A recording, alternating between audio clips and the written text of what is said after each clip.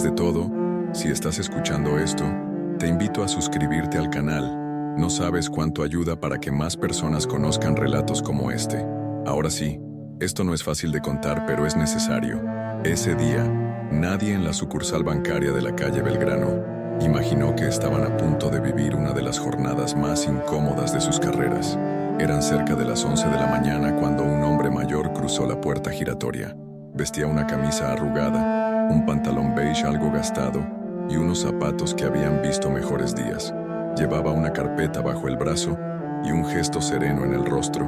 No era un cliente frecuente, y eso bastó para que algunos empleados lo miraran de reojo. Parecía uno de esos hombres que vienen a pedir explicaciones sin entender bien cómo funciona un banco. Si estás disfrutando esta historia, te invito a suscribirte al canal para más relatos reales que te van a dejar pensando. Elías Santana, sin embargo, no parecía tener prisa. Se detuvo unos segundos a observar la sala, como si estuviera tomando nota mental de cada detalle.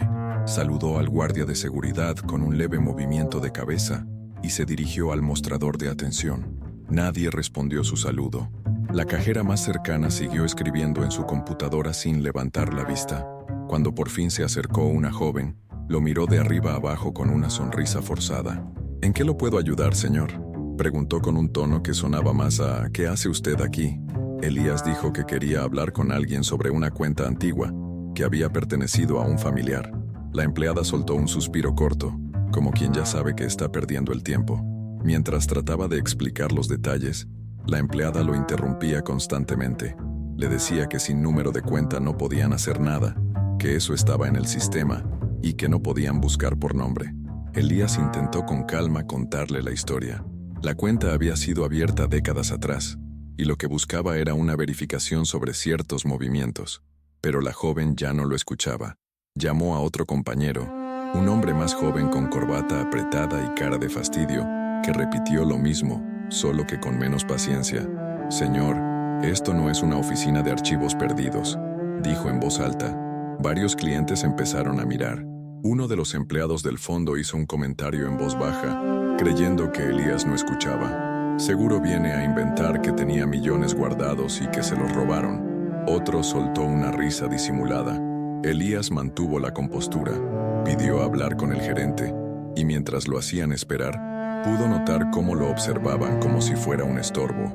Nadie se ofreció a traerle una silla, ni siquiera un vaso de agua. Lo trataron como si estuviera molestando, como si no tuviera derecho a estar ahí. En medio del silencio incómodo, uno de los trabajadores murmuró que ya estaban por llamar a seguridad. Cuando finalmente apareció el gerente, lo hizo con esa mezcla de apuro y soberbia que muchos usan para resolver rápido lo que consideran una pérdida de tiempo. Era un hombre de unos 40 años, bien vestido, con un reloj brillante y cara de fastidio. Saludó a Elías sin darle la mano y le preguntó en qué podía ayudarlo, aunque su tono no sonaba nada amable. Elías repitió una vez más que necesitaba información sobre una cuenta muy antigua. El gerente frunció el ceño. «¿Tiene identificación? ¿Algún documento que respalde lo que dice?», preguntó mientras lo escrutaba como si intentara descubrir una mentira. Elías sacó una vieja cédula del bolsillo, con bordes desgastados, y se la entregó. El gerente la miró apenas, y la dejó sobre el mostrador sin decir nada. Volvió a repetir que sin datos precisos no podían hacer nada. «Además, esto parece un intento de fraude», agregó como si nada. El ambiente se tensó de inmediato. Una de las cajeras lo miró con aprobación. Otra comenzó a redactar algo en la computadora. Elías, sin perder la calma, respiró profundo y dijo: «Estoy seguro de que si yo llevara traje y corbata, no me estarían tratando así». El gerente sonrió con burla. «No se trata de ropa, señor. Se trata de credibilidad».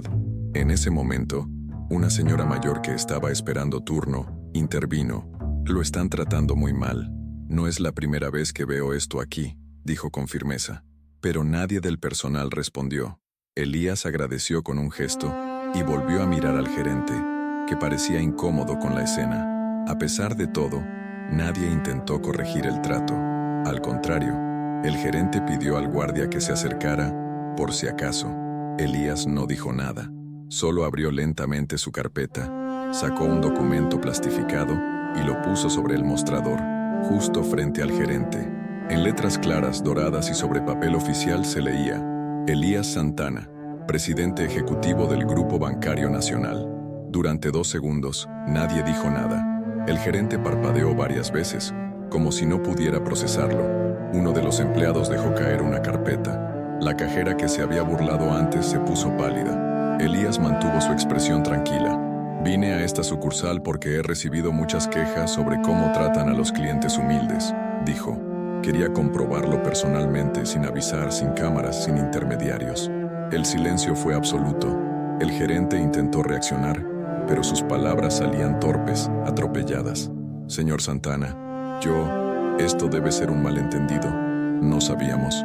Elías lo interrumpió con calma. Ese es precisamente el punto. No sabían quién era, y por eso me trataron como si no valiera nada. El guardia, que ya había dado un paso al frente, retrocedió lentamente. Los demás empleados evitaban cruzar miradas. Elías tomó nuevamente su documento y lo guardó. No necesito explicaciones. Lo que necesitaba era ver la verdad con mis propios ojos. Y ya la vi. Sacó su celular, marcó un número y habló con voz clara pero serena. Sí, ya terminé aquí. Puedes venir ahora. Cortó la llamada y miró al gerente. Quiero que todos los empleados involucrados en esta situación sean suspendidos de inmediato, incluyéndolo a usted. Nadie se movió.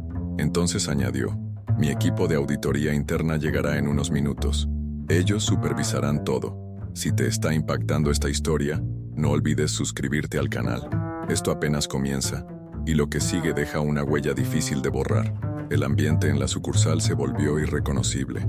Los empleados, con la mirada fija en el rostro inmutable de Elías, intercambiaban gestos de asombro y temor. Cada palabra que pronunciaba parecía abrir una grieta en el aire denso del lugar, mientras la tensión se acumulaba en cada rincón. El gerente, paralizado por la sorpresa, se debatía entre la vergüenza y el temor a las consecuencias de sus actos. Los demás trabajadores, silenciosos y confundidos, apenas podían reaccionar. Sus rostros reflejaban una mezcla de incredulidad y temor por lo que estaba por venir. Incluso el guardia, que hasta entonces había actuado con seguridad, retrocedía con pasos vacilantes.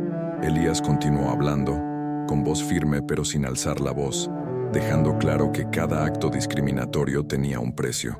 Hoy se restablecerá la dignidad en este lugar, y no toleraré ni una sola falta de respeto, afirmó con serenidad contundente. Cada frase impregnó el ambiente de una autoridad innegable, haciendo que todos se sintieran expuestos ante su propia conducta. La atmósfera se cargó de un silencio pesado, como si el tiempo se detuviera en esa confrontación de actitudes y errores.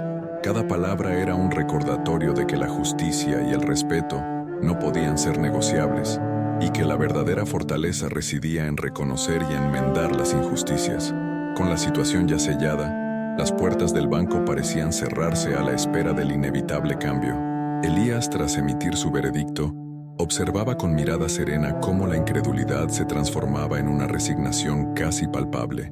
Los clientes, testigos involuntarios de lo sucedido, se retiraban con el corazón encogido y la mente llena de preguntas, mientras algunos murmuraban entre ellos sobre la irónica justicia que acababa de desplegarse. La decisión de suspender a los empleados y reorganizar el equipo no solo respondía a una cuestión interna, sino que también enviaba un mensaje rotundo a toda la institución. En ese instante, cada rincón de la sucursal se impregnó de una atmósfera de cambio. El respeto por la dignidad humana se impuso sobre prejuicios y viejos hábitos. Sin mayores explicaciones ni dramatismos innecesarios, Elías se marchó dejando tras de sí una lección imborrable, un eco que resonaría en cada sala, en cada oficina y en cada mente que hubiese sido testigo de ese día. No olvides suscribirte al canal para seguir explorando historias reales como esta, donde lo inesperado se convierte en el punto de inflexión de una vida. Pocos minutos después de la salida de Elías, un auto negro se estacionó frente a la sucursal. De él descendieron 3 personas con credenciales visibles y carpetas en mano, el equipo de auditoría. Entraron sin decir una palabra, observaron el lugar como si ya supieran exactamente lo que buscaban, y pidieron hablar con cada uno de los empleados por separado. El ambiente, que ya estaba cargado, se volvió aún más tenso. Nadie sabía qué tanto se había registrado, qué información había sido compartida o cuántos errores serían descubiertos. El gerente, aún presente por falta de reemplazo inmediato, intentaba mantener una postura profesional, pero su rostro lo traicionaba. Uno por uno, los empleados fueron llamados a una oficina del fondo. Algunos salieron con los ojos vidriosos, otros con la cabeza baja. Los clientes que aún permanecían allí eran atendidos con una cortesía casi exagerada. La diferencia en el trato era tan evidente que no hacía falta explicar nada. Lo que más inquietaba a todos era la posibilidad de que esa visita no fuera un hecho aislado, sino el inicio de una transformación profunda dentro de la entidad. Elías había dejado claro que esto no era solo un castigo, sino una advertencia. El respeto debía convertirse en norma, no en excepción. El joven cajero, que había permanecido en silencio todo el tiempo, comenzó a cuestionarse sobre sus propios prejuicios y actitudes. Si estás disfrutando esta historia, no olvides darle like al video. Te invito a reflexionar junto con nosotros sobre el poder que tenemos de cambiar nuestras acciones. Esa misma tarde, Elías recibió decenas de invitaciones para dar entrevistas, asistir a conferencias y participar en paneles sobre liderazgo ético. Rechazó todas. No quería convertir su decisión en una bandera personal. No vine a dar cátedra, vine a aprender, dijo a su equipo. Mientras tanto, las otras sucursales comenzaron a revisar sus propios procesos. Algunos gerentes, por iniciativa propia, organizaron reuniones con el personal para reflexionar sobre lo ocurrido. Lo que había empezado como un hecho aislado se estaba convirtiendo en un movimiento interno de transformación. En la sucursal de la calle Belgrano, el ambiente seguía tenso, pero distinto. Algunos empleados renunciaron por decisión propia. Otros pidieron disculpas sinceras a quienes habían ignorado o tratado mal. La señora mayor que había defendido a Elías aquel día regresó a hacer un trámite, y esta vez fue recibida con una sonrisa real. «Parece otro lugar», dijo, sorprendida. Y es que el cambio no era solo de normas o de carteles nuevos en la pared, era algo más profundo, algo que al menos por un día parecía haber despertado la conciencia de todos. Los resultados comenzaron a hablar por sí mismos. Las quejas formales que antes llegaban a las redes sociales empezaron a disminuir considerablemente. Los clientes empezaron a expresar su satisfacción no solo con el servicio, sino también con la actitud del personal. Algunos clientes, que habían sido maltratados en el pasado, compartían su gratitud por el trato más humano que recibían. Las historias de discriminación, aunque no desaparecieron por completo, se volvieron menos frecuentes. Elías había dado un golpe de timón y el banco empezaba a encontrar su rumbo, mucho más allá de lo financiero. Un mes después del incidente en la sucursal, Elías organizó una reunión con los gerentes de todas las sucursales. No hubo discursos pomposos ni presentaciones de PowerPoint. Simplemente les pidió que compartieran lo que había cambiado en sus respectivos lugares de trabajo. Algunos mencionaron la mejora en la moral del equipo, otros hablaron sobre el aumento de la satisfacción del cliente, pero hubo algo que todos coincidieron. El trato humano había mejorado de manera notoria. La cultura corporativa, que antes se centraba en los números, ahora comenzaba a girar en torno al respeto mutuo. Elías escuchó atentamente cada palabra, sin interrumpir. Cuando todos terminaron, levantó la mirada y dijo con calma: «Lo que están describiendo no es un cambio temporal, no es algo que se hace por un par de semanas. Este es el camino que tomamos, y si no están dispuestos a caminarlo, entonces no tienen cabida en esta institución». Aquellas palabras fueron suficientes para que algunos empleados reconsideraran su posición y otros se sintieran más comprometidos que nunca. Era claro que el cambio no solo era necesario, sino inevitable. Poco después, el banco comenzó a implementar nuevas políticas de inclusión y diversidad que iban más allá de la atención al cliente. Se establecieron protocolos específicos para evitar cualquier tipo de discriminación, ya fuera por raza, género, orientación sexual o clase social. Cada empleado, desde el más alto cargo hasta el más reciente en ingresar, debía pasar por capacitaciones periódicas sobre cómo tratar a cada persona con dignidad y respeto. Elías supervisaba de cerca todo el proceso, asegurándose de que las acciones no quedaran solo en palabras. El cambio fue lento, pero firme. Las historias de discriminación comenzaron a ser cada vez más raras. A pesar de la resistencia inicial de algunos, la mayoría del personal aceptó que el trato humano era, de hecho, el verdadero valor de su trabajo. A través de la insistencia, la empatía y el liderazgo de Elías, el banco se fue transformando en un lugar donde no solo se buscaba ganar dinero, sino también ganar la confianza y el respeto de quienes más lo necesitaban. Con el tiempo, ese banco se convirtió en un ejemplo de cómo una acción simple pero poderosa puede alterar el rumbo de grandes instituciones. Un año después de aquel incidente, Elías fue invitado a dar una charla en una conferencia sobre liderazgo ético, algo que al principio había rechazado. Sin embargo, esta vez lo aceptó, no como una forma de celebrar lo que había logrado, sino como una oportunidad para compartir lo aprendido.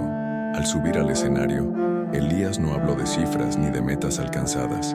En lugar de eso, relató cómo un día decidió caminar por los pasillos del banco como cualquier otro cliente, para ver si lo que se decía de la discriminación era cierto, y cómo ese simple acto cambió no solo a una sucursal, sino a una institución entera. Lo que descubrí no fue un fallo en el sistema, comenzó, sino un fallo en la manera en que nos vemos unos a otros. El cambio comenzó en el momento en que dejamos de ver a las personas como números, y comenzamos a verlas como seres humanos con dignidad y derecho a ser respetados. El auditorio escuchaba en silencio.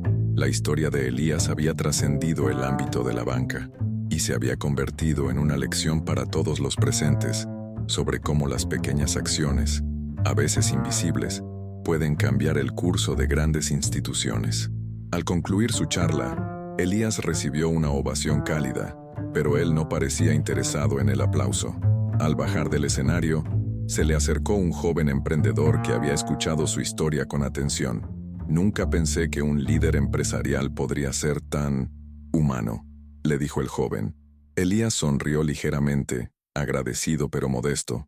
«Lo que pasa es que, a veces, necesitamos dar un paso atrás y ponernos en los zapatos de los demás. Solo entonces podemos ver realmente lo que está pasando». Esa frase quedó grabada en la mente de muchos, y no solo porque fuera sabia, sino porque provenía de alguien que había vivido en carne propia la necesidad de cambiar. La historia de Elías Santana siguió siendo contada en conferencias, en mesas redondas y hasta en foros online, pero para él, lo más importante era que las pequeñas historias de clientes y empleados que comenzaban a surgir a raíz de su decisión seguían siendo el mayor testimonio de su éxito. Cada vez que alguien le decía que su experiencia en el banco había sido diferente, que se sentían verdaderamente tratados como personas, Elías sentía que la misión no había terminado. Había dado un paso importante, pero el verdadero trabajo seguía siendo el de cada uno de nosotros. Dentro de la institución, los cambios comenzaron a sentirse de manera más tangible. Los empleados más antiguos empezaron a cuestionar sus propios comportamientos y actitudes. Un joven cajero que antes se limitaba a hacer su trabajo de manera mecánica, empezó a interactuar con los clientes de manera más empática. El personal ya no solo se preocupaba por cumplir con los procedimientos, sino también por entender las necesidades emocionales de quienes atendían. El enfoque cambió por completo y se generó un ambiente donde la humanidad prevalecía sobre los números. Los clientes, por su parte, comenzaron a notar el cambio. La sucursal de la calle Belgrano, una vez vista como un lugar donde las personas se sentían invisibles, pasó a ser considerada un ejemplo de atención al cliente. Aquellos que antes se sentían rechazados por su apariencia, comenzaron a sentirse bienvenidos. El respeto se había convertido en la norma, y lo que había comenzado como un episodio aislado se transformó en un movimiento interno que alcanzó a cada rincón de la institución. Elías nunca se consideró un héroe, y a pesar de los elogios mantenía una vida discreta, lejos de las cámaras y los titulares. A menudo se encontraba caminando entre los pasillos del banco, saludando a los empleados como cualquier otro cliente, siempre en busca de nuevas formas de mejorar el trato y la experiencia. Su última gran lección, sin embargo, no fue sobre el poder de la acción, sino sobre la fuerza de la humildad de reconocer los errores, la humildad de aprender y, sobre todo, la humildad de tratar a cada persona como lo que es, un ser humano digno de respeto. Y en ese principio, Elías había encontrado la verdadera grandeza. El impacto de Elías se extendió más allá de las paredes del banco. Su historia se convirtió en una lección para otros empresarios, líderes y ciudadanos que, de alguna manera, habían caído en el error de pensar que el éxito y la humanidad no podían coexistir. Sin embargo, la verdadera esencia de su enseñanza no estaba en la publicidad que generó, ni en las reformas que implementó, sino en la manera en que esas pequeñas acciones cotidianas transformaron el espíritu de la gente. Aquellos que trabajaban en el banco y los miles de clientes que pasaban por sus puertas comenzaron a sentir que, al final del día, no era solo una institución financiera, era un lugar donde cada persona, independientemente de su historia o apariencia, podía ser vista y tratada con dignidad.